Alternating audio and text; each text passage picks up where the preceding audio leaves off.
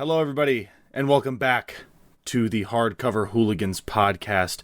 My name is Mac, and as always, I'm with Danylo. Danylo, I have a question for you. Oh, a question? I get asked a question now. This is very exciting. When you look in the mirror, do all you see staring back at you is a greedy, envious, things-wanting, egoist profiteer? I've realized that the answer is yes.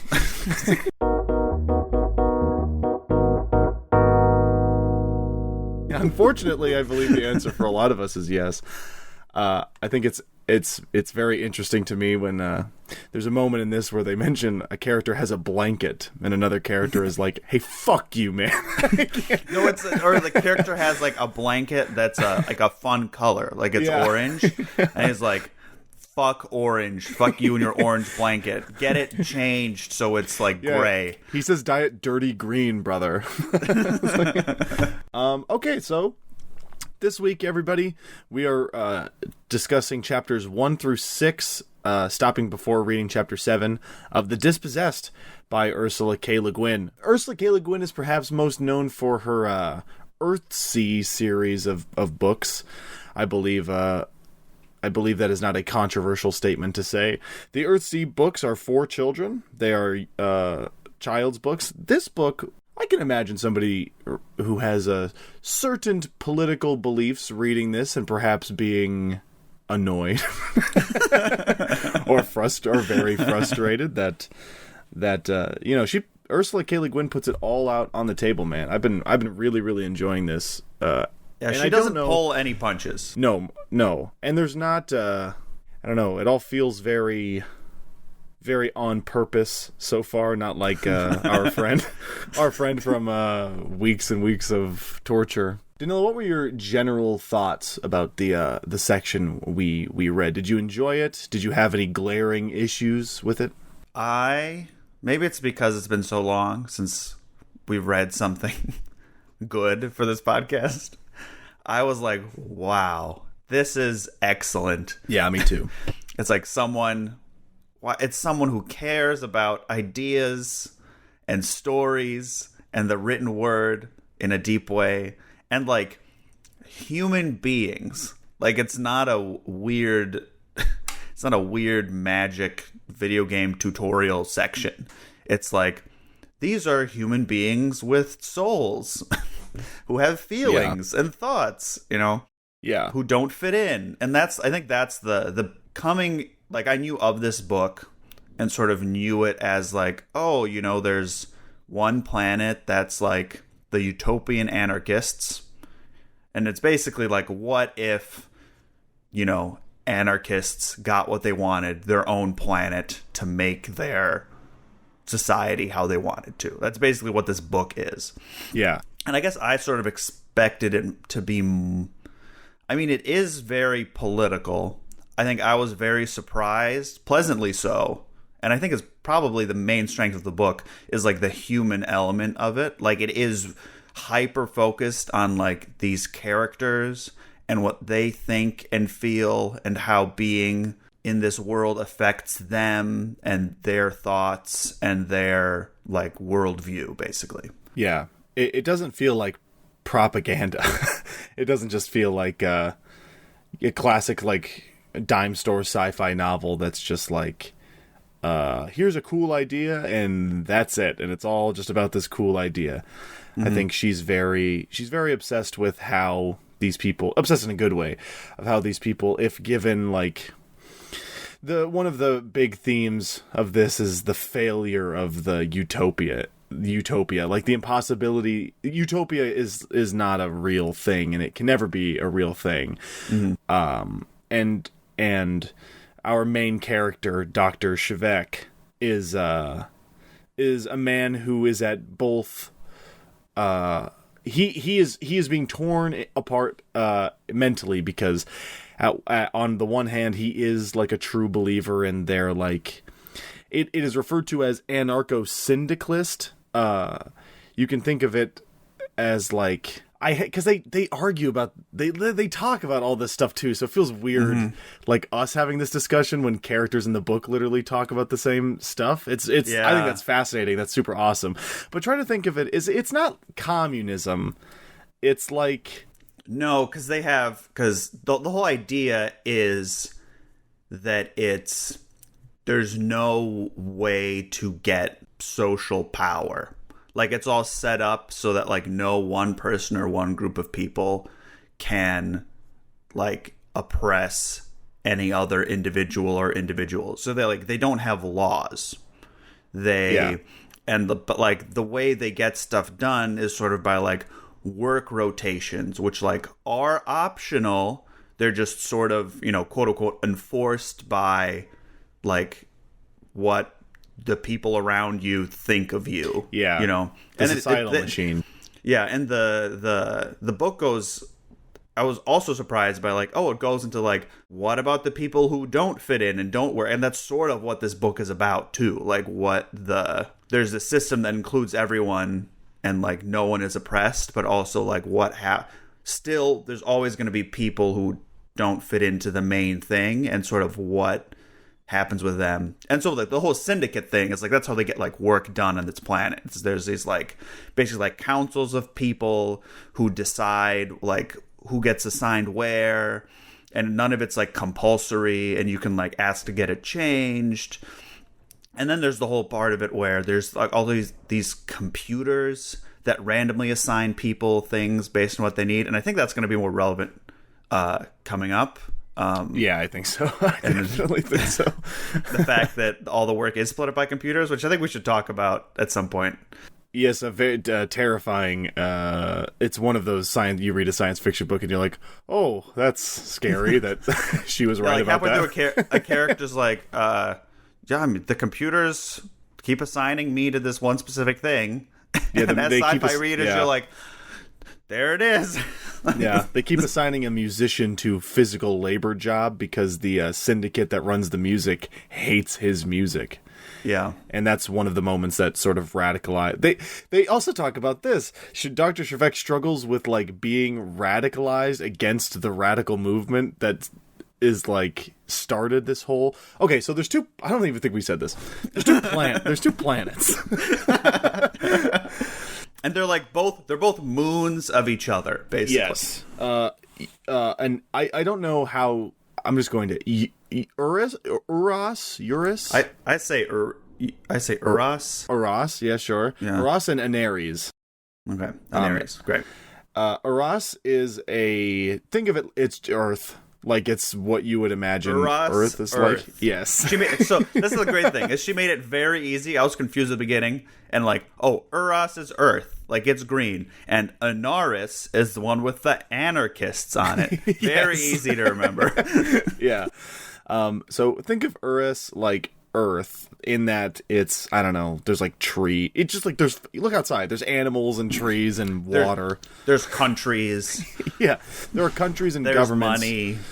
I guess maybe specifically Urus, the main A-IO. Yeah. It's what the country is called. IO. IO. That's the country that Dr. Shrevek, who is from Aneres, goes to, is the United States. Mm-hmm. That's a good shorthand. And we learn more about maybe other countries in this world that aren't the United States. But AIO is the United States for all intents and purposes. Urus is what is referred to as a profiteering society, which is just capitalism. Yeah, and like propertarian, like the thing with the anarchists. Propertarian, that's what I meant, not profiteering. Yeah, and the thing with anarchists is like they don't believe in personal property, and there's like actual anarchist stuff sprinkled throughout the book. And so the story of these worlds is there was this philosopher named Otto or something. Yeah, and Odo. She started this anarchist movement on Urus, and sort of it got out of hand, and then the planet, like Urus, like, hey, if you guys want to be anarchists so bad, go to the moon and do your thing there and stop bothering us, basically. Yeah. And so that's what happened. And that was like, I think 160 years ago in the past. So now like several generations have, were born, lived, and died on this moon, which is Anaris, which is where our main character comes from. And the book sort of starts like we don't really know who he is or like why he's going. It's him getting on a ship to leave Anaris to go to Uras. Yeah, and Uras is a real desolate piece of Or there's like an Anaris. atmosphere.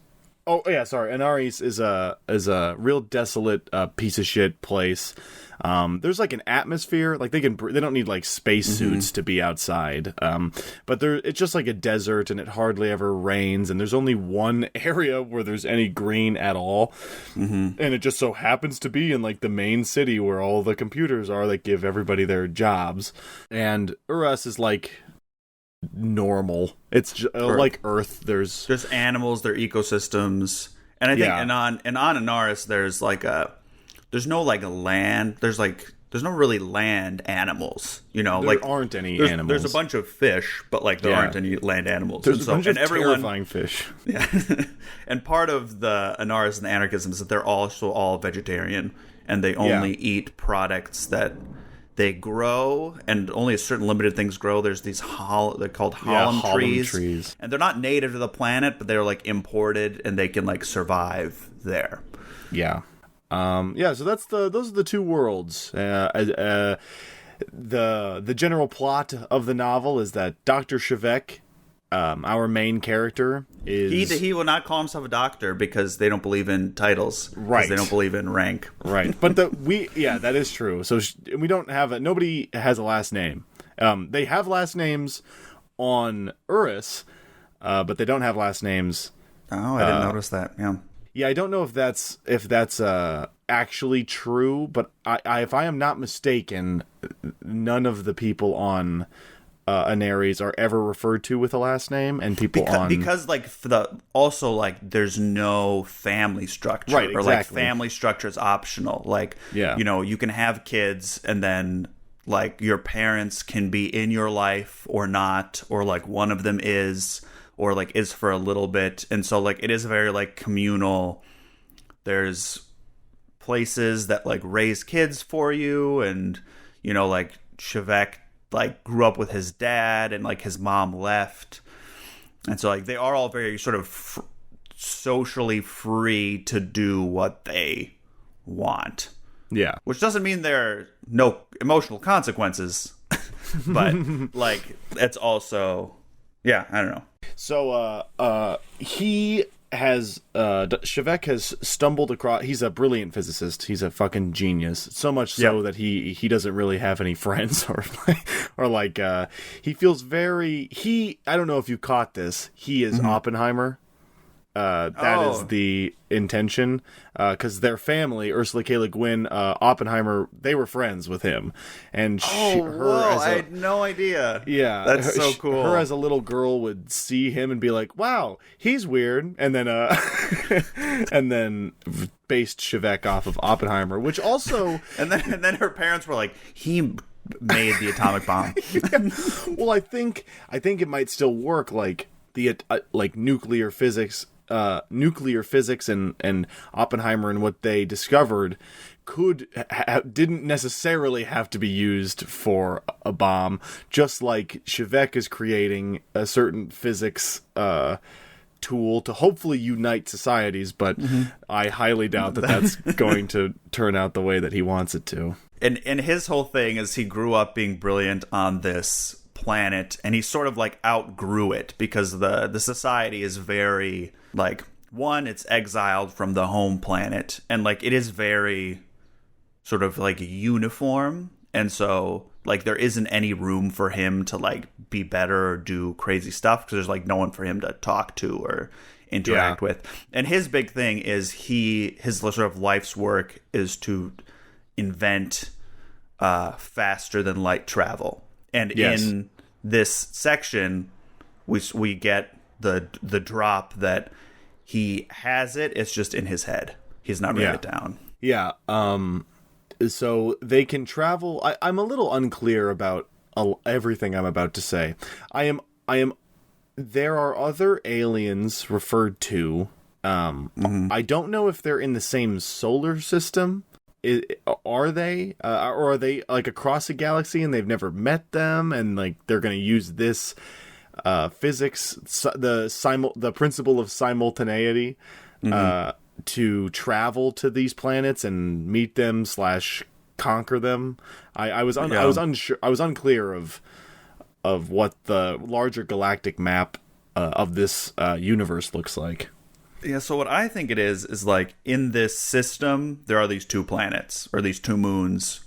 And I think for a while it was just these. And then at some point in the somewhat recent past, they made contact with, I would imagine, other solar systems. Probably, I mean, galaxy seems like too far. I would imagine it's like another solar system. And there's planets there, and I guess it takes a long time for them to like transmit radio signals, because it mentioned that like the first contact was via radio. And did we say aliens? They're all humans. Yeah. Yes. Or like varieties of humans. And then part of the book is, them talking about like how they differentiate themselves from other people. And so the idea is that with this faster than light travel, they can connect their societies closer together. And not to put myself on blast, but I got no fucking clue what they're talking about when they're talking about physics. I imagine it's all made up future physics. But even then, I'm like, oh boy. Like, I'm rereading the sections trying to be like, okay, so... Because Shevek is always arguing with these people from Urus via letters, and they're like constantly disproving each other's theories. And there's large sections of the book where we get what those theories are called and like what they pertain to. But I don't really know if you need to understand what they're talking about to get what they're talking about, if you know what I mean. Right. Yeah. It's like they're arguing about physics, and Shevek is brilliant. Basically. Yes. And it's like all vaguely related to I almost said time travel, but like to time and space. So there was like, they talk about like sequencing theory, like whatever sequence theory is. Like I was assuming it's like a theory that events take place one after another. And then if like the theory of simultaneity, which is what Shevek has figured out, like if time is happening simultaneously, maybe that helps them achieve faster than light travel, because like something like that. I think that's like the idea. So that's it's hard to. There's no nothing happens in this book. But like in a good, interesting way. Yes. There's no like bad guy. Like there's no reveals. Like it's just a very interesting story about a genius. It's a very interesting science fiction story about Oppenheimer developing the nuclear bomb, viewed through the lens of science fiction. And I think that's all the general stuff that you need to know before we go into the actual specifics of what happens in these sections. Great. The book opens on the terrible moon of Aneres, and the first thing we learn about Aneres is that there's this wall. There's this. It's like a 3 feet high stone wall that runs across and around the port of Aneres, which is a spaceport. And the reason that there is a wall is it is more of a metaphorical wall than what would really keep people out. But the only things that come in to the port of Aneres are from the planet Urus, and the people of Aneres fucking hate the people who live on Urus because they view them as like these dirty capitalists, and all of the things they know about them they learn in school, and the things that they learn in school are like, I mean, God, there's a part of this book where there's like mountains of dead babies. Like they just see like all the war. They get all they get all of the news information about all the bad shit that's happening on this planet. And like just basic stuff like, oh, they have a society that lets people starve for no reason when like they could not. And like that's to them is like untenable. They're like, why would you have a society like that? That's just like evil. Which like fair point. Yes, I agree. But a man is being hurried along across the wall to the port of Veneres, and some of the people, like there's a bunch of people at this wall, and they're waiting to see who's coming. And when they realize that somebody actually snuck through and is being like the armed guards are escorting him to the port, they get mad and like charge over the wall and start throwing rocks. And they're getting pissed off. And that man is Dr. Shavek, because he's going to be the first person in over 160 years to visit the other planet, because there have been no visitors from Eurus, and there have been no visitors from Veneres. Yeah, and the people who like pilot the Urus, and I think the name for them is like Urasti, and then the people who from Anaris are like the Anaresti. Yeah. Have just been the people on the ships, and they don't even get out of the ship. Like, there's some nominal trade because Anaris doesn't have all the resources to do everything themselves. Yeah, they need. But this becomes relevant that Anaris, they do a lot of mining on Anaris and send and like trade for that, and that they get like some plants and trees and fabric and stuff they can't make themselves, and they send over in what it feels like an inordinate amount of precious and valuable metals to Anaris. Like, it's described as like it is one of the largest yearly events in the Urasti stock market, is when these shipments of like precious metals come in from Anaris, which is a very interesting dynamic that I think we should talk about at some point. Yeah, because it's cool. I mean, we can talk about it now. Anaris, there's no money. There's no trading of goods and services in the same way that like a capitalist society would trade goods and services. So they just view gold and platinum and all these precious metals as just a bunch of metal. Like, who cares metal? Like, gold is functionally an incredibly weak metal. Like, they couldn't use it. Yeah, because in their society, they just like take what they need, and everything they need is provided for them. Like, there's really personal property doesn't really exist. Like, it does, but also it's like not important, you know? Yeah. Because the distinction of having, I think the idea of possession in this book is super cool. Just like thinking about what it means. Is it natural? Is it artificial? Like inhumanity? I don't know. I think it's very cool. I think it's cool too. Yeah. So, what was I just gonna say? Oh, we were talking about the metals, and so like I think this. I might be putting the cart before the horse a little bit here. We talked about the computers that divide the labor to try to limit like dissent and maintain a sort of more not monotonous, but like keep the society the same. Here's my theory. I think the people from Urus are have some measure of control over those computers that divide the labor, because this is mentioned. Having the Anaresti mine all this precious metals for them is much cheaper than if they had to mine it for themselves. So like they're trying to maintain, this is my theory, is they're trying to maintain this anarchist society because it basically provides cheap mining for them. Yeah. Oh, I like that. I didn't think about that. That's my theory. That's good. I like that. What I was going to say before was just, you might be wondering, the common argument against like an anarcho commune is like, well, how do they not just fucking kill and murder and assault each other all the time? And it's that like they can't be they live in such a shitty place that there's no time for that. Like, everybody is working. You don't get paid, you get to survive. Like, everybody is working to try to because they live on a desert, so they don't really eat a lot of food. They don't have access to a lot of food, and they all need to work together quickly, or their society will crumble in the span of like a year. Like, if everybody didn't do anything. And this is brought up because that's not like, to them, that's not what it like feels like. It feels like they're living in this utopia, but it is brought up like if they didn't, they would die. And like whether like, is that truly a utopia then? Like, if it's, because they talk a lot about coercion is wrong, you shouldn't coerce people to do anything.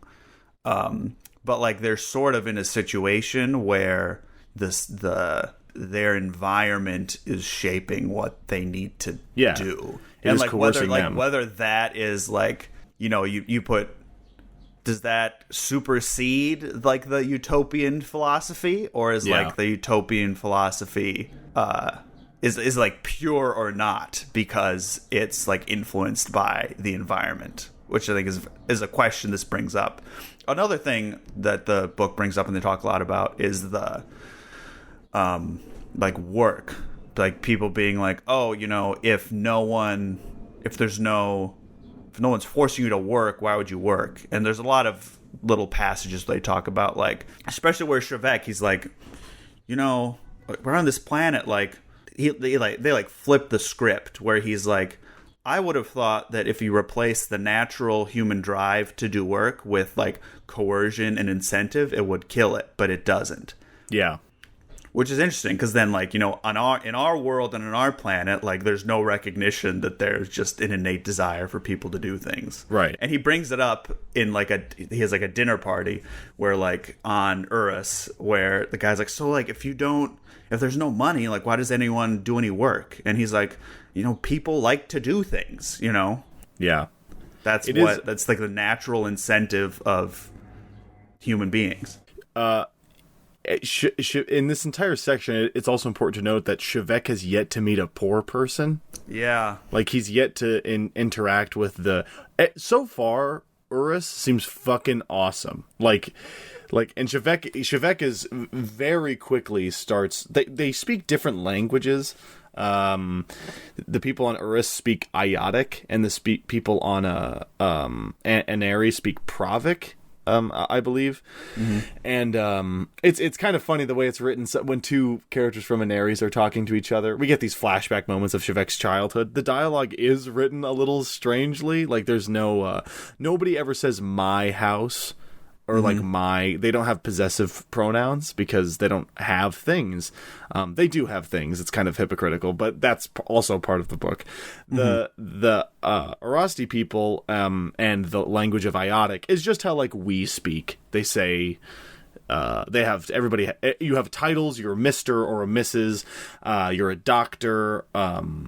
You have like a mom and a dad, and like that's a blood relationship. Whereas like on Anaris, it's like it's brother and sister. Sort of any adult, it's brother and sister for like equals. But like you could have one or more sort of parent figures in your life because they might actually be your actual parents because they may have like dropped you off and went on to like do other things, and it might be just people you know. Like the whole like familiar relationship is off. And I really like the language stuff. That also surprised me about this too. I think it's like handled super well, where it's like it's evocative, but it doesn't feel like it's in the way. No, yeah, I never, like, honestly, I until they brought it up, I didn't really, like, I had noticed it, but wasn't paying much attention to it. And I was like, oh yeah, that has been happening the whole time. Like, I went back and checked, and it is, like, how they talk in the flashback scenes.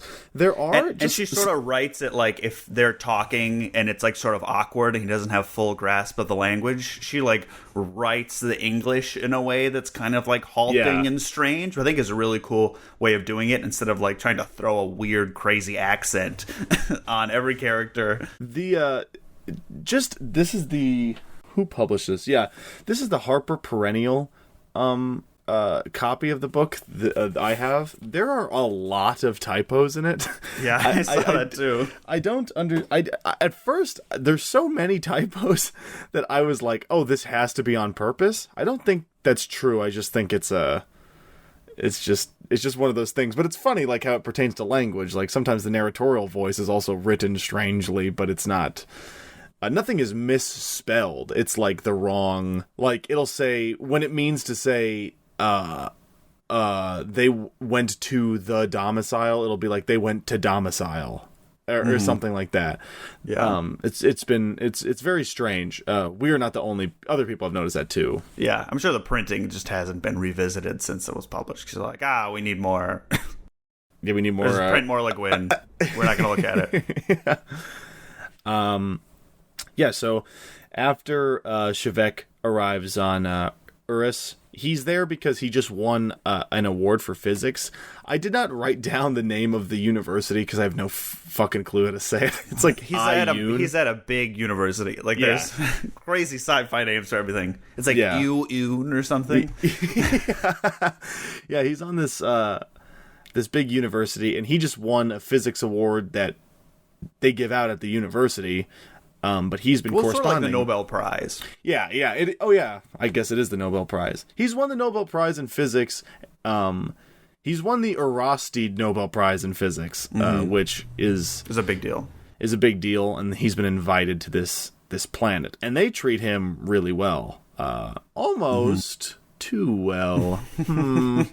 Yeah, they like pay for his hotel room, and he like has a bank account with his like winnings in money, which was super interesting because like he's never had money before or values it. And it describes like at first he was like kind of amused by it, but like by this like number he has somewhere, but then it's described as like sort of the longer he has it and like the bigger it gets because he keeps getting paid for like doing these lectures and stuff. It will sort of like fill him with like concern. He's like, oh, this is actually a serious thing I have, you know, which is fascinating to think about. Yeah, it's very cool. So Shevek is being ushered around to parties and award ceremonies and lectures, and he's sort of noticing everybody just sort of like nods at him very knowingly. Like he keeps talking to very smart people, but he starts to get fed up with it that nobody's like arguing with him.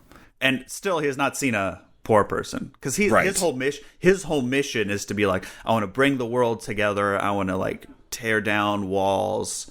And he like talks about all this stuff, and he talks about how everyone sort of nods and smiles at him and says, "How true." Yeah, that's what it was. And they don't engage with it, and then he starts like hating them and resenting them. In the every other chapter, starting on chapter 2, we get flashbacks. They are flashback moments of Shevek's life. Chapter 2 is from childhood, very early childhood to like, I don't know, he's like 14. Does that Something sound like right? that? Yeah, like they middle don't school. They don't have like elementary school, middle school, high school. There's just like the academy or whatever it's called.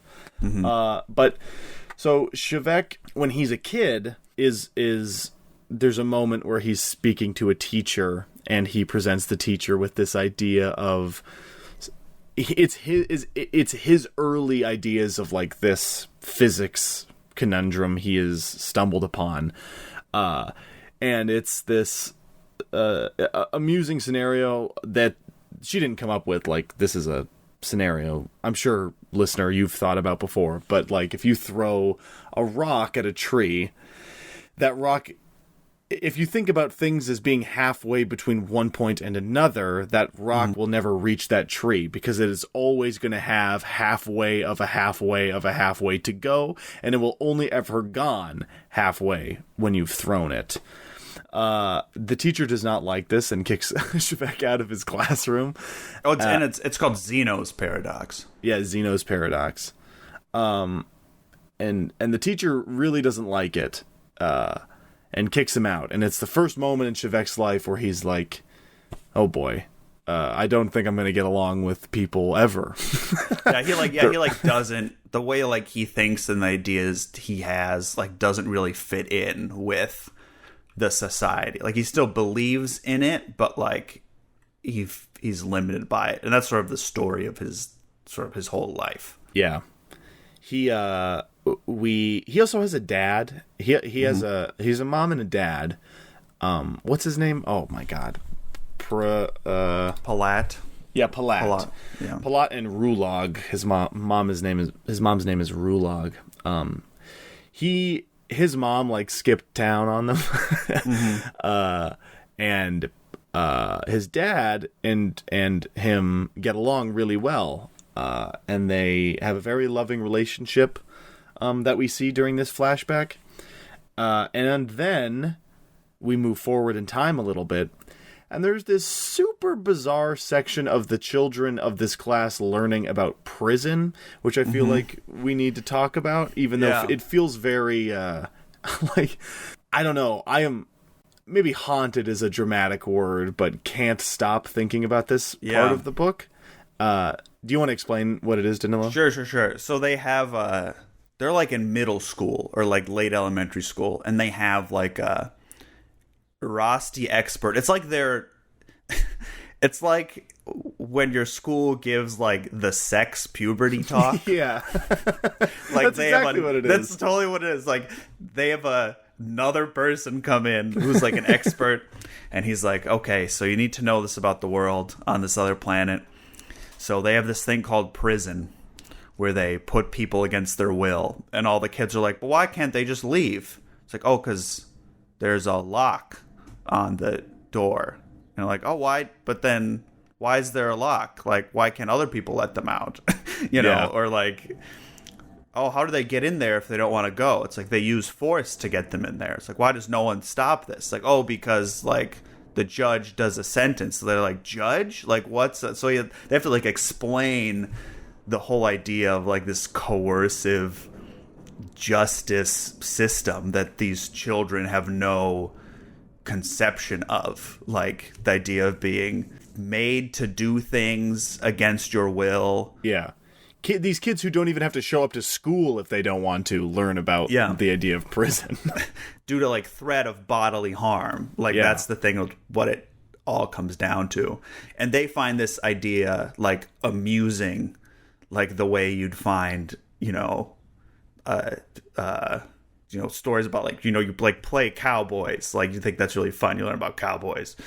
And they like decide to play prison. Yeah. Where they're like, oh, we found this area under the stairs and we're gonna put this heavy rock in front of it so you can't get out.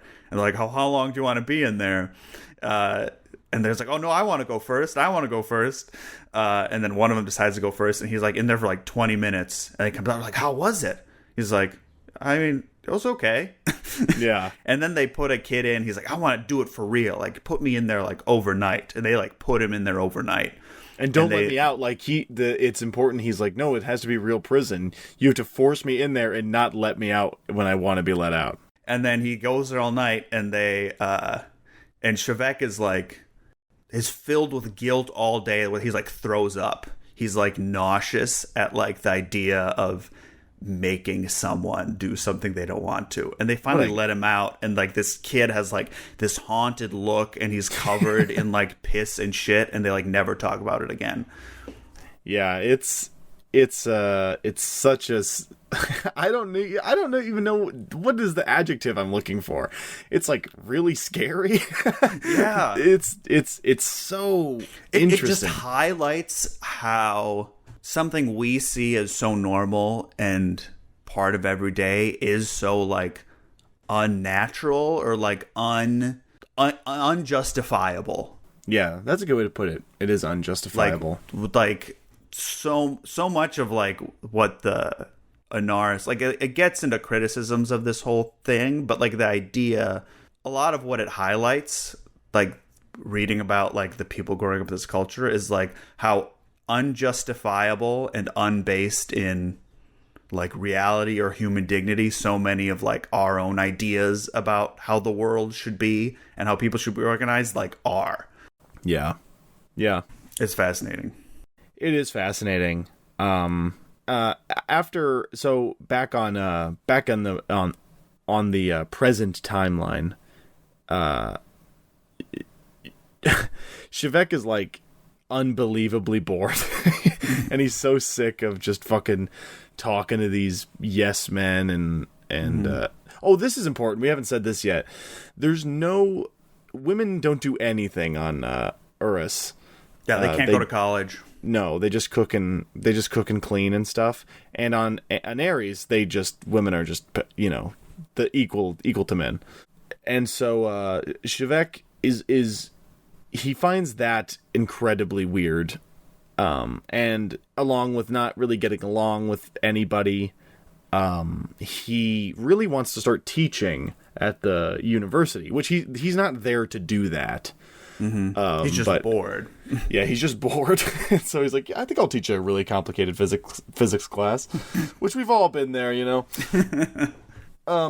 So he endeavors to teach this class, and we get to see firsthand the clash of Anaresti ideals and Urasti ideals when it comes to education, because there's no like tests or grades on Anares, and no one has to go, and like there's no one who like gets in. Like the Shevek's whole story is he, like in his little region, he was really good, and then like some teacher in the region was like, "Hey, you should go to the central academy," and then he went and was there, and like that was the whole. There's not like he didn't like apply and have to like wait to get in and like pay tuition and like apply for a scholarship. Like he just like walked there one day and started doing physics. Yeah, exactly. So when he tries to apply those same school teaching ideals at this academy on Urus, the school board gets really pissed off because he's not grading them or giving them any tests. He doesn't have assignments. Yeah. No, he's just like, you just come and hang out. And I think it's described like thousands of people show up for the first lecture. Because imagine a man from the moon comes and is like, I want to teach at your school. I'd be like, hell yeah, I'm going to that class. And he doesn't talk about, like, I think they came like, oh, he's going to like talk about stuff. And he just did complicated physics, and people are like, oh, okay, he's not gonna, like, he didn't have any politics or he didn't proselytize or anything. Like, he just taught physics. And he still people leave, but he still has, it's described as hundreds of students come to visit him, and he assigns them just bullshit work because he has to. Like he wasn't assigning anything, and the administration was like, you have to assign something, and he's like, why would I assign? Like, if they want to do stuff, they can. I'm not gonna make them do stuff. And then the students were like, and he's like, fine, I'll give them a paper, but you can write it on anything you want, and I'm gonna give everyone the same grade. And the students came up to him and like, tell us what to write. He's like, well, why do I need to tell you what to write? Like, surely you have some idea what you want to like explore. And he's like, and then the students were all like butthurt because like, but if you give us all the same grade, like, how do we know, like, why should people who work hard get the same grade as credit as, like, the lazy students who don't work as hard? And he's like, if you don't want to work hard, you don't have to work hard. Like, it's very, like, the work is its own reward rather than the work is towards something else. And, like, that's, like, a huge cultural difference between these two planets, where, like, you know, on our planet, like, a lot of work is only justified based on its results or its product. Does it make money? Motivation. Yeah. Does it make money? Does it give you some sort of reward, either like social standing or something? But like on Anaris, they're like, oh, you should do it because you want to, because it's good to do things you like to do, you know? Yeah, a big theme of the book is intrinsic versus extrinsic motivation, and about how it seems like nobody on Urus has any intrinsic motivation. They just do it.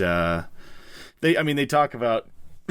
I'm sure anybody who's read this book and has gone to college and interacted with a great professor has felt a little guilty about is just using school as a stepping stone to further your own like selfish beliefs, like taking a class from the man on the moon just so that you can make more money, not because he's from the fucking moon and you want to learn from him, or the university, a prestigious university like basically gets the man on the moon. And, like, that's a marketing thing so they can show what a good university they are. Because they talked about, because Shevek was, like, getting a tour, and, like, the admins were talking about, like, oh, you know, our application system is super rigorous, and only the best get in, therefore it's democratic. And he's like, you put another lock on the door and you call it democracy. Which is, like, hell yeah, man. Yeah, Shevek would be really, really cool if he wasn't so shy. Well, and he's like, and this comes up in the section, like, he's very, because of his beliefs, he's like naive. Yeah, naive is from like the motivations of the people around him on this planet. Like he treats everyone as an individual and approaches them on an individual level, because those are the only relationships that exist on Anaris. Right. But we'll get into that when we get to the other section where, like, oh, these physicists from these different countries who he sees as, like, peers are actually, like... Spies. And he, like, doesn't understand. Yeah. It, like, makes no sense to him. Yeah, so he's he's teaching and living his life, and is finding, like, how quickly he is getting swept up in this Urasti lifestyle that he's maybe not forgetting, but or maybe procrastinating is also the wrong word, but, like, he's like, oh, I'll try to unite these. I'll do all this unification work when I get to it. Like, well, I think he thought that he could go around and say a bunch of things and people would listen to him and be like, yeah, that's true, and then they do it. You know, yeah, but that's not. But, like, that's not, because, like, that could potentially happen on Anaris, because, like, people talk to each other, listen to each other, and listen what other people have to say, more or less. Yeah. But here they're like, there's just such an insane system of motivations that they just say, how true, and then keep doing what they've always been doing. Yeah, it's not. I am sort of, like, amazed.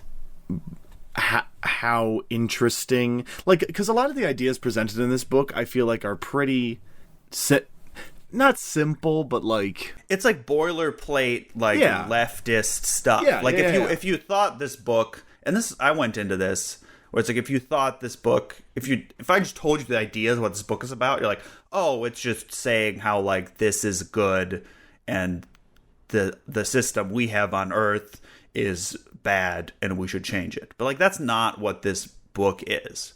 No. It's just like it's like about it's about this guy, you know, like, and, like, how these systems have influenced him in his life. Because it's all stuff like, what if we didn't have laws? Laws are bad. Yeah. What if we didn't have money? Because money's bad. Why do we let people starve if we have enough food? Yeah. I mean, we at this point, we have talked about sort of all of the big plot points that happen, I feel, or we've mentioned them. I'm going to jump around a little bit here. Yeah. There's a section where it's another flashback chapter where there's this guy that Shvek was friends with when he was a kid. His name is Bedap? I think Bedap, because his nickname is Dap. They call him Dap, yeah. Which is cool. It is cool. So Bedap is this guy. He's kind of like, imagine what a hippie would be in a group of the most hippiest hippies of all time. He's annoying. He is hilariously annoying, and people find him annoying because he's always like, I don't know, man, this whole thing is fucked up. Like, on the and the whole thing with this planet is like, you know, this was, our planet is a revolution and we're in a continuous revolution. You know, like, all the basic revolutionary stuff if you made it a society. And this guy's like, man, they're keeping us down, and they're all like, like, you live in a, it's like funny. It is funny. But he's also right. Right, That brings up this idea that, like, there is a government. And Shvek is staunchly, he gets right away super pissed off because he's a real Odonian. Like, that's what the political belief of these people are, because there's this woman named Odo who never actually had to live on this moon, which is important, but had, like, the leader of the revolution. This idea of this anarcho-commune and how it could survive and thrive, and it would solve all the issues with the Urasti society. And Bedap is like, yeah, that's all well and good, but when we actually do it and there is no government, one still pops up, and it's a government of social hierarchy. Like, being bullied because you don't want to do something is not freedom. That is just how a state would bully you into doing something in a capitalist society, just like Urus has. And it's not even bullying. It's like it's sort of bullying, but then it's also like public shame and like what other people think of you. And this made me think a lot about, and it's not even a government, it's just like a system, and like how a system is different from a government. Yeah. Because like in order to have a society, you need to have a way of organizing society. And Badap brings this up where he's like, on Urus, it might be the minority rule, but here on Anaris, we have majority rule. Like, that still also excludes some people. Yeah. From doing things. Meaning, like, on Urus, they have, like, lawmakers and stuff who make decisions. And, like, capitalists who have money and can exert power. But, like, here, they're like, the primary thing that society is organized around is this, not social conformity, but, like, social expectation. And, like, that is still, just like if you organize your whole society around money, like, the fact that a society has to be organized around something is like inherently not oppressive, but like inherently will result in not everyone being fully free. Yeah. And I think that's something what this book is trying to say. Like, no matter what you organize a society around, there will be some measure of unfairness, injustice, and inequality. Yeah. There will be some people who find themselves dispossessed, if you will. Shevek and Badap are arguing all the time, and they also so if you're unfamiliar with Ursula K. Le Guin's work, she has this. Oh my God, is it the Left Hand of Darkness? The one, yes. Which is that the one where the non-binary planet? Yep. Okay. She has this like seminal work of fiction about like the trans experience and being non-binary, and it was written in like 1968. Before this book. Yes, before this book. So and sexuality is a recurring a theme or idea in Le Guin's work. Like, I think almost literally every single time, aside from like Earthsea. But in this book, and we see it here too, they talk about sex a lot in the way that how the Anaries works, where people just like, I don't know, they're like, hey, do you want to fuck for 10 days? And it's like, and then they're like, sure. And then they might have a kid or they might not. And then they just go their separate ways, or they might live together if they want to, or, it's very freewheeling, sexually liberal. Yeah. And they talk about like in their youth, everyone experiments. And he's like, yeah, I had sex with like, it was funny because they talk about like them coming of age and how like even in this sexually free society, all the boys are still like, these girls are so distracting. Like, even and they're all like, we tried to have sex with them and then we tried to have sex with each other and it's still not helping. Like, they're still distracting. Like, which I think is very funny. It is very funny. And so like that's like part of the society is they can have sex whenever they want with sort of whoever, and sometimes it's like it seems like everyone sort of tries, to have sex with the same gender, and then some people do and stick with it, and some people don't, and it's very interesting. And Badap is a homosexual. To that's what he's referred to in the book. Yeah. The section is just like a sentence, and it's like Shevek knew he was heterosexual and that Badap was a homosexual. And they sort of enter into like a very interesting, like, I mean, it's a microcosm of the macrocosm of the Anaries society. Like, Badap and Shevek like hanging out with each other. Badap is gay. Shevek is like, oh yeah, we can have sex if it will help. I feel close to you. I want to be close to you. Like, I've done it before. It's not really my thing, but like I can do it with you. And then they do it a little bit, and then they like, and Shevek's like, it's not really my thing. So he's okay, we not. And he's like, okay, we're still gonna be friends though, Yeah, it's just, I don't know. It's a very interesting. It's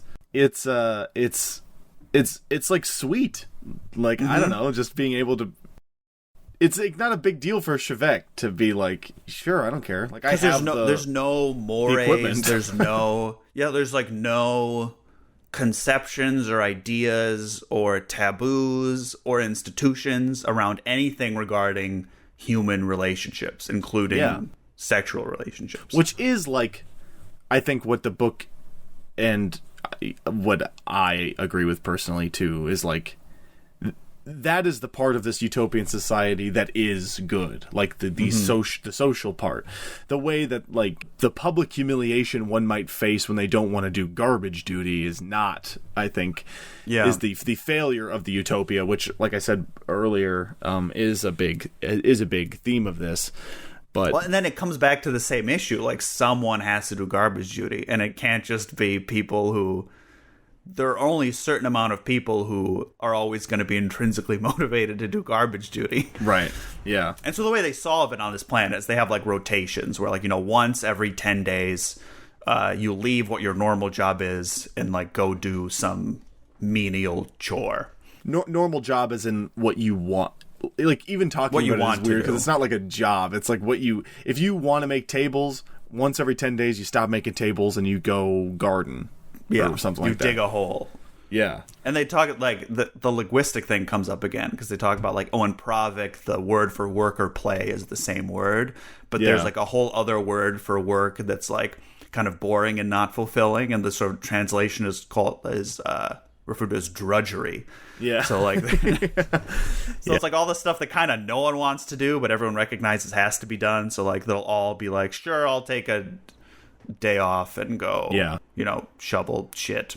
Shevek also, this happens earlier, but he's really struggling with the idea of like suffering. He doesn't really know how to articulate it or pinpoint why they do anything. And his leading theory is that it is to alleviate as much pain as possible through brotherhood. Through pain, they will find brotherhood and sisterhood with each other. Like this, they have to go through this crucible, which they go through every day because they live on this like shit world. Like, and Ares sucks. It would suck. But they don't on. know anything different. So like it almost never comes up.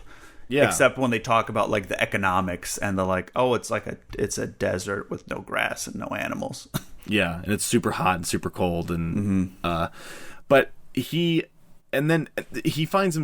finds himself severely depressed throughout a lot of his adult life. Well, can we go back to the whole the pain thing? Because he talks about he's like trying to get to the bottom of like what is society good for? Like, what do we have in common? And he talks about like, you know, the shared suffering of like existence. And there's a quote where he's like, you know, like we can get rid of this pain or that pain, but not, you know, capital P pain. And sort of like that is what keeps us together. And the idea of the society is like eliminating as many sources of optional pain. Like if you have enough food, why would you have people still starve? Like that sort of stuff. But the idea that like there's some inherent suffering in being alive, like you're gonna deal with pain that no one can help you with, but like that is where, you know, brotherhood and being there for like your fellow human being means something. And that's awesome. And even though Shevek feels that way, he speaks very bluntly with Badab about like, I've thought about suicide. He's like, I think about it every day. I think about killing myself. And it's because he has no one to talk to, because he's like the best physicist on his planet, and he's like 20, and there's no avenues for him to explore his ideas. I think importantly, there is a physics professor at his like the best school on the planet in the main city, and he's sort of like a classic he's a asshole. Douchebag. But importantly, he has the only avenue to be able to like correspond with Uras's, the other planet's physicist, in like their language. So Shevek publishes a paper, and then this guy, his name's like Tabul, I think. He like puts his name on it, Sibul, and he puts his name on the paper and gets credit for it. But then, like, and this is very concerning for Shevek because he's never dealt with, like, this sort of power dynamic. He wants like credit. The idea like credit. that someone, like credit, but like it's not your idea. Like, what does credit get you in this society where it doesn't mean anything? But like he gets credit on Uras, and like that does something for him. So it's sort of like you sort of see the toxic traits of Uras sort of bleeding into this world, like sort of through the cracks. Yeah, Sabul is such like he would have like a big cartoon frown on his face all the time, and he's a class A plagiarist because, like Danylo was saying, he is the only he has the only means of communicating with the other planet because he can speak the language. And so whenever he gets physics papers from them, he just translates it into their language and puts his fucking name on it. Yeah. And Shevek's the only one who knows because he also reads the language and can read the other papers. And he's like, yeah, Sabul's been like publishing Rasti ideas that are 30 years old as new stuff. So like the planet is sort of like backwards in this way. Like there's no progress. And the reason he has access to this is because like he has a spot on the ship that goes back and forth between the planets, and so he can like he has like single-handed approval of like what letters can get sent or not. Yeah, because he runs the syndicate of the physics or whatever. Yeah, it's the most obvious example of a power dynamic existing in this on this planet, because you know if an Ares was truly how it wants to be, then there should be no reason that Shevek can't just communicate with the other people. But even through like these ideas of brotherhood and relationships and helping each other, there is still like deep-seated prejudice against a planet of people of whom none of them have ever met each other. And the idea of a hierarchy where like Shevek is better at physics and Sabul knows it, but like he also knows that he has something of value, and it's not like a thing, it's like access. Yeah. You know, a thing that Shevek wants, and so Shevek's like, we have this like trade, this exchange, which like that's totally foreign concept to him, like an exchange of things of value that aren't money. It's like Sabul gets ego gratification and Shevek gets, you know, to communicate his ideas with the other planet. And he like struggles like coming to terms with that he's like, oh, but like we're supposed to, if we want something, we're supposed to like give it freely and get everything freely. The other important plot point that happens in this section, we mentioned it briefly, but all of Shevek's physicist friends are spying on him, or government agents, either for AIO or Thu, which is where this idea of anarcho-syndicalism began. It's where Odo is from. Is that true? Or I think it's like, I mean, the analog is like the USSR. Like yes. it's like that world, Soviet Russia, where like they're a centrally planned economy, the government, like everything's social, like they're referred to as like a socialist country, and like one of these physicists is an agent from that country, and like he goes where he's told and has to come back, and it's very like it's sort of coded as like the sort of Soviet authoritarianism. Yeah, the Cold War is happening. Yeah, and they're trying to get.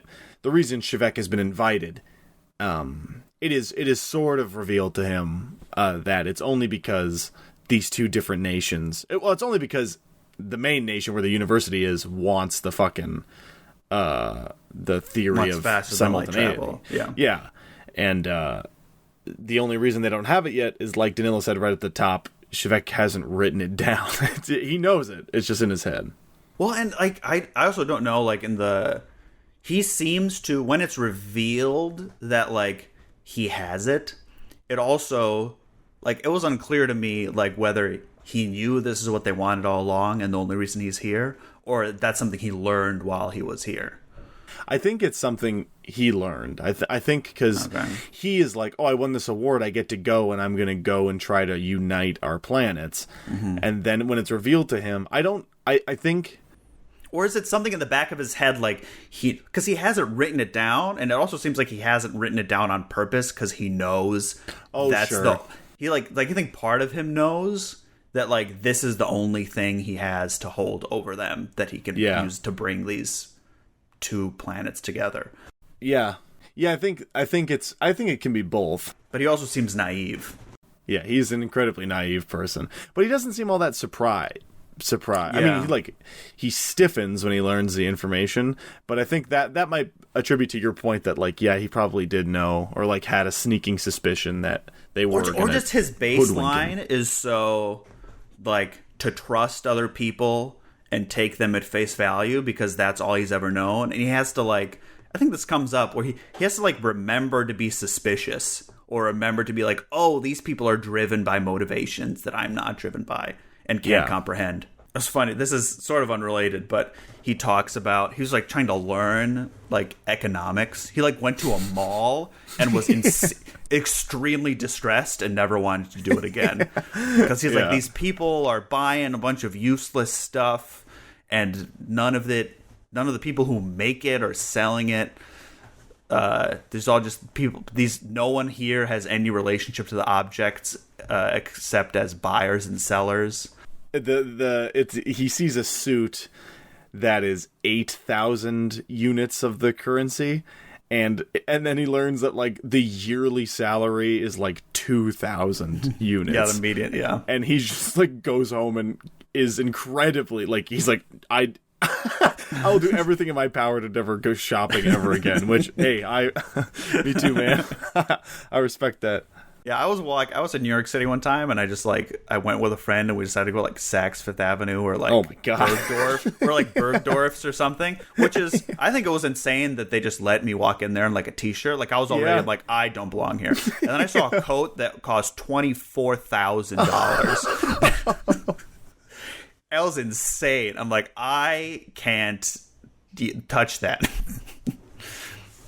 But and then it describes Shevek trying to learn. He's like, he tried to learn, like, the basics of, like, economic theory. And I think the quote, do you remember this? I think the quote, he's like, reading it was like, he said it was like, the operations of capitalism were as meaningless to him as the rites of a primitive religion, as barbaric, as elaborate, as unnecessary. And he talks about reading economics. He said it felt like listening to someone interminably recounting a long and stupid dream. Yeah. Which I think is great, because there's so many things in the world where you're like, what are you even talking about? You know? Yeah. Especially, like, economics. Like, but you're not following the rules of supply. You're like, what are you talking about? Shut up. It's so, like, putting the cart before the horse, like, the economics causes this action versus, like, this is human motivations, and you're attributing things to it. And it's the same with, like, you know, wars. Like, I've always thought about this, like, when, like, wars happen, you're like, why don't they just not, you know? Yeah. And that's how Shevek thinks about everything. He's like, hey, how come why would you? Because, like, the values, the value structure and the motivation structure in his head is just, it's just so foreign. The idea of value and resources and scarcity and possession, like, don't mean anything to him. So why would you do any of the things that further those things? Yeah. I mean, that's everything that happens in the book. I know we are classically under time here, but wait, you know, we're not as angry as we have been in the past. So, I mean, it's a huge theme heavy book, and a lot of the main. I know in our last shows we kept dunking on Brandon Sanderson for nothing happening and it only being, like, lore reveals. And, like, that's sort of what's happening in this book. Yeah, but it's good. But it's, like, good.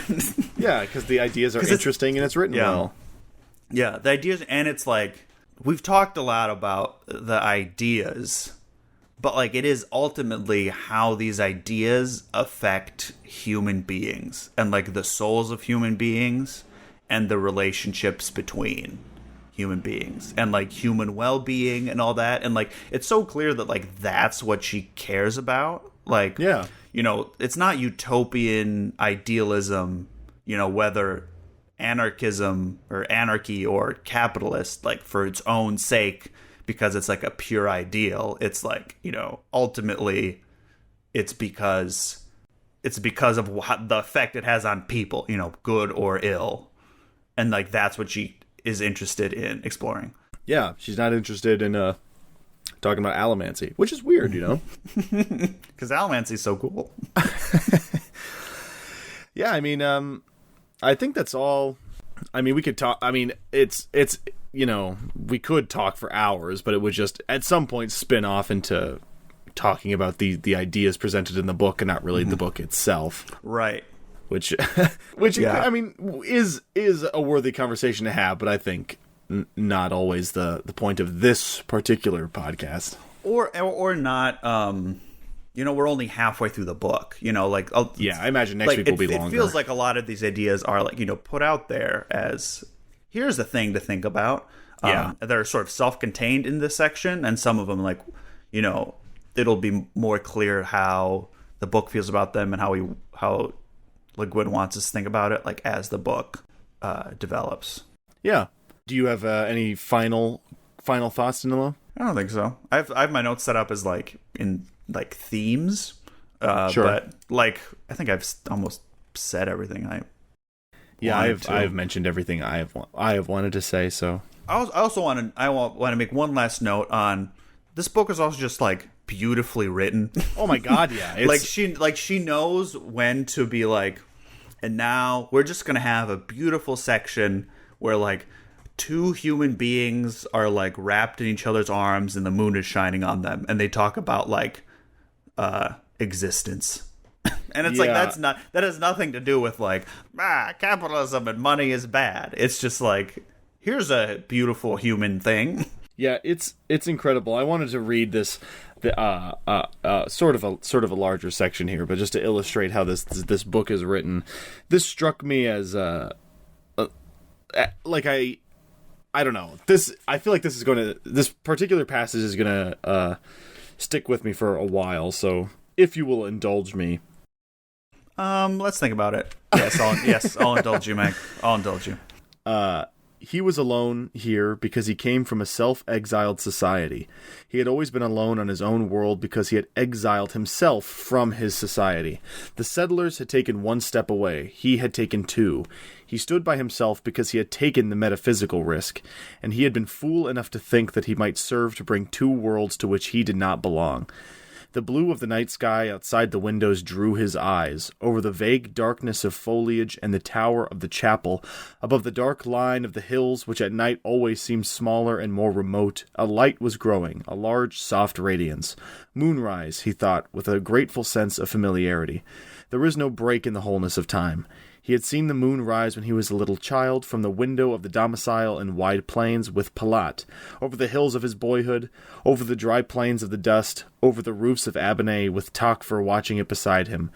But it had not been this moon. The shadows moved about him, but he sat unmoving as a Nereis rose above the alien hills at her full mottled dun and bluish-white lambent. The light of his world filled his empty hands. So that is the book Good we're shit. reading. That's the kind of shit we're reading on fucking Hardcover Hooligans, baby. And also, we didn't talk about Tokfur. She's not really in this section, but is Shevek's muse, is his wife is not the right, like they do form that sort of relationship, but they're not like legally married or anything. Yeah, it's like it's their long-term partner. Like they have kids. One of the chapters is about how they meet, which is very sweet. And like it's just like a straightforward, you know, two people falling in love. They just happen to be in an anarchist society. It's great. And I believe we know that it doesn't work out because or she, well, yeah, because isn't in the sections of the, like in the future he talks about like, yeah, I used to have a thing, but I don't know. Oh, I don't remember that.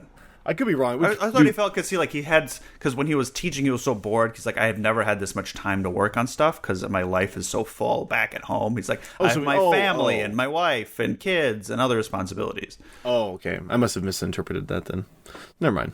That's cool. You could be right. I'd be really... Well, I hope... That'd be really sad. They're like soulmates. Yes, and the plot is like, she met him like in college and he didn't remember her, and she like knew she was his soulmate, and then they met later and he like forgot her name, and then then he realized that they were soulmates. It felt really bad. Yeah, they have this moment where they're sitting outside a campsite and Shevek's like, oh, I love you, and she's like, dude. He's like, she's like, I've loved you for 3 years. When I met you the one time, you didn't remember my name today. He's like, yeah, sorry about that. I'm kind of busy. Busy being a goofy, lanky physicist. Yeah, so for the next time on Hardcover Hooligans, if you're reading along, I think we're just going to finish the book. There's no...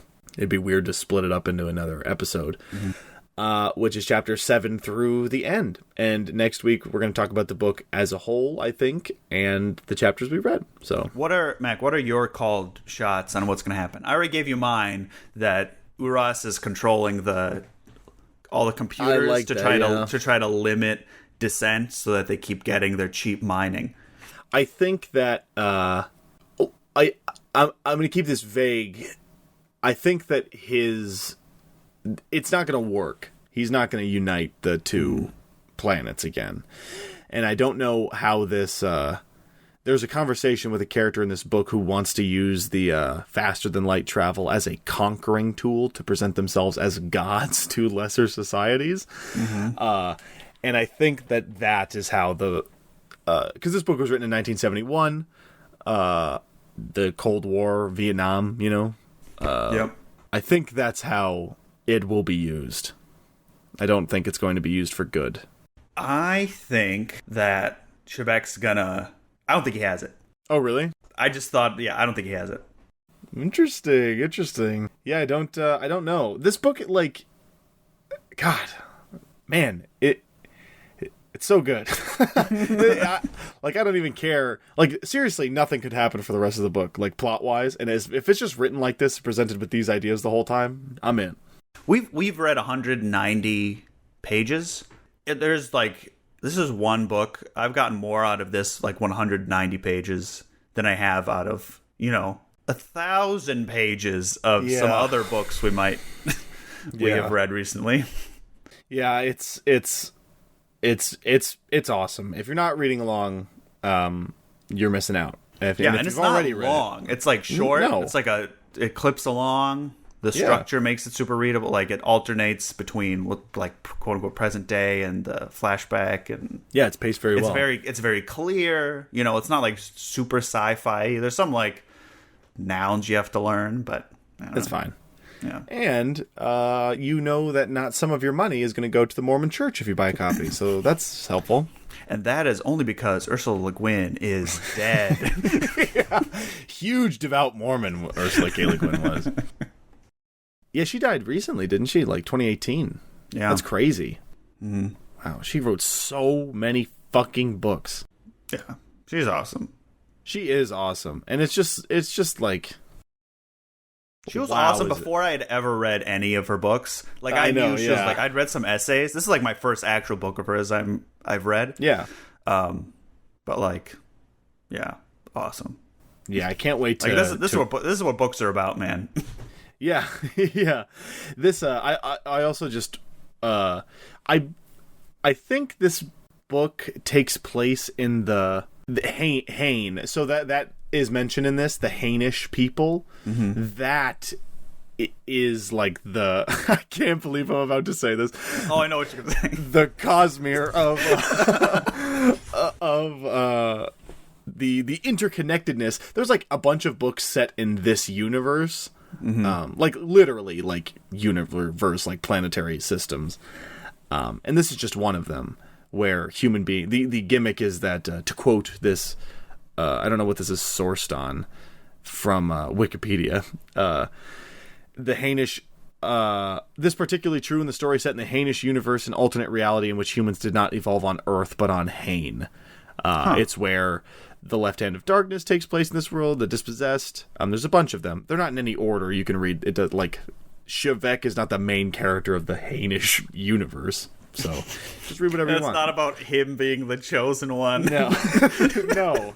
He's just some loser. But I love him. He's not set up to succeed. No, he's not.